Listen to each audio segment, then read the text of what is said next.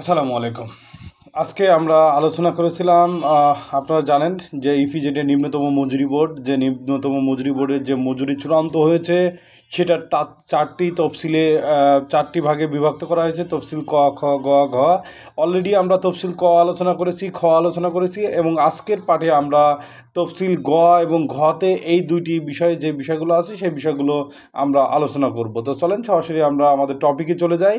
তফসিল গতে যেই সংশ্লিষ্ট প্রতিষ্ঠান আছে, কোন প্রতিষ্ঠানগুলো আছে চলেন আমরা একটু দেখে নিই। টেক্সটাইল বা chemical, dyeing, oil and refinery, কৃষি পণ্য, আসবাবপত্র, কাঠ ও বাঁশজাত পণ্য ও সংশ্লিষ্ট অন্য শিল্প প্রতিষ্ঠানের শ্রমিকের মাসিক নিম্নতম মজুরির হার। এখানে হাই স্কিল অপারেটর আছে।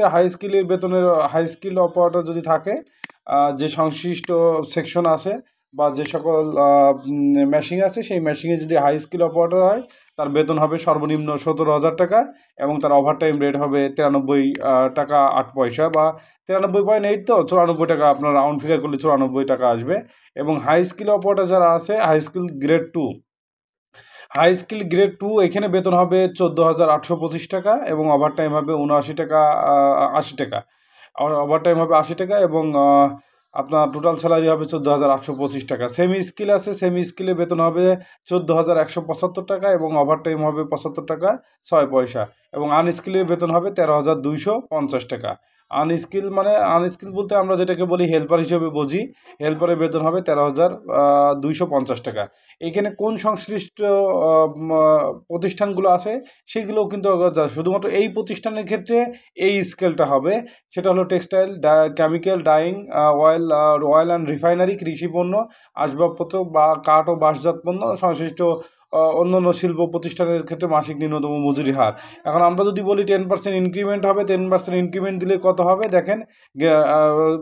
হাই স্কিলের বেতন যদি 10% ইনক্রিমেন্ট কোম্পানি দেয়, তারা যদি খুব ভালো পারফর্ম করে তাহলে 10% ইনক্রিমেন্ট যদি হয় তাহলে ওদের বেতন হবে 1,462 টাকা। আর যদি সেমি স্কিল হয়, হাই স্কিল গ্রেড টুতে 1,245 টাকা বেতন বৃদ্ধি হবে। যদি আনস্কিল হয় তাহলে 1,180 টাকা। আনস্কিল যদি হয়, আনস্কিল না সরি সেমি স্কিল হলে 1,180 টাকা আর আনস্কিল হলে 1,087 টাকা। এটা হলো ইনক্রিজ অ্যামাউন্ট। প্রত্যেক বছরে যদি কোম্পানি 10% করে ইনক্রিমেন্ট দেয় তাহলে এই টাকা হবে। আমরা যদি ওটির সাথে কম্পেয়ার করি কত টাকা ওটি হিসেবে বাড়বে, 1 বছর পরে 9 টাকা করে বাড়বে হাই স্কিলে, এবং হাই স্কিল গ্রেড টুতে 8 টাকা করে বাড়বে, এবং সেমি স্কিলে 7.6-এ, এবং আনস্কিলে 7 টাকা করে ওভারটাইম ঘন্টা বাড়বে যদি কোম্পানি 10% ইনক্রিমেন্ট দেয়। এরপরে আমরা দেখব যে তফসিল ঘতে দুইটি বিষয় আছে, অ এবং আ। অতে আছে হচ্ছে কি আপনার ফ্রন্ট ভিত্তিক বা ফিক্সড রেট ভিত্তিক, এবং আতে আছে যে আপনার বেতনভোগী শ্রমিকদের ক্ষেত্রে। আতে আছে বেতনভোগী শ্রমিকদের ক্ষেত্রে মাসিক নিম্নতম মজুরি হবে যেরকম, সেই বিষয়টা এখানে উল্লেখ করা হয়েছে। তো এখানে ফিক্সড রেট ভিত্তিতে যারা কাজ করে তাদের বেতন কোনো ক্রমেই এইটার নিচে হবে না, 13,250 টাকার নিচে হবে না। যারা ফিক্সড রেটে কাজ করে তাদের বেতন 13,250 টাকা এর নিচে হবে না।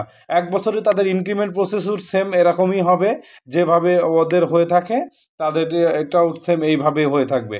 এবং এখানে শিক্ষানবিশ শ্রমিক আছে, তাদের বেতন 10,175 টাকা করে হবে, যারা শিক্ষাধীন অবস্থায় কোনো প্রতিষ্ঠান যদি তাদেরকে নিয়োগ করে থাকে।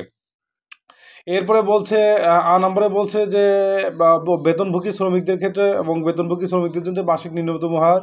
তো হাই স্কিল অপারেটর যারা, তাদের বেতন হবে 17,000 টাকা। এটা আগে বললাম। হাই স্কিল গ্রেড টু 14,825 টাকা, সেমি স্কিল 14,175 টাকা এবং আনস্কিল 13,250 টাকা।